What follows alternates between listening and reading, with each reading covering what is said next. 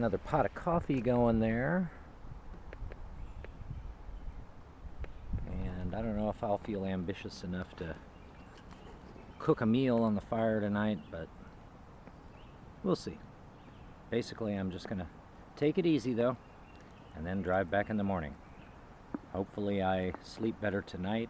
The last 2 nights I basically went to bed at 9 but didn't fall asleep until about 11 both nights. I guess it's just you know, anticipations. Like I just want to skip the night and get right to the morning and get started on the next day's fun, you know.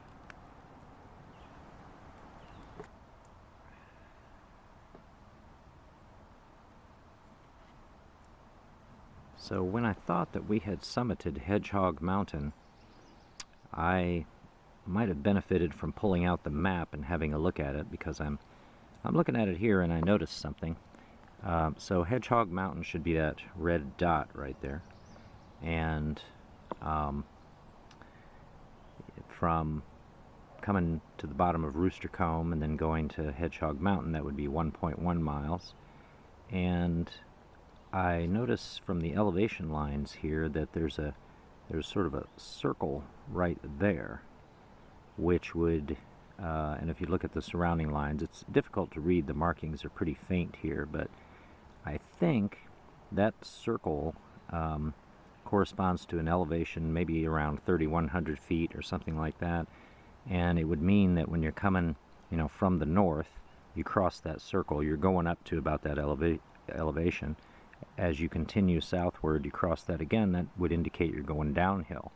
So the lines indicate a little bit of a downhill portion here, and then back up to presumably to 3,389 feet and the top of Hedgehog Mountain, which would mean that, you know, when we came to that one portion, we were going downhill.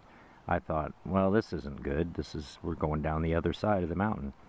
But I may have been mistaken, may have needed to go just a little bit farther, which I was worried about, but I didn't want to just keep walking and walking. But then, again, I maybe should have looked at the map, because then I'd have seen that, well, at worst, we would have gone another 4/10 of a mile and reached this junction here where there should be signs, and then I would know that we had passed the summit. And so if there really wasn't a view, at least I'd know that for sure. So that potentially, you know, if we really did summit it, that potentially would have cost us another 8/10 of a mile. It would have made the total mileage for the day 8.5 instead of 7.7. But, you know, and who knows whether I would have made that choice or not. But anyway, now I'm kind of doubting myself and wondering if we actually missed seeing the top of Hedgehog Mountain.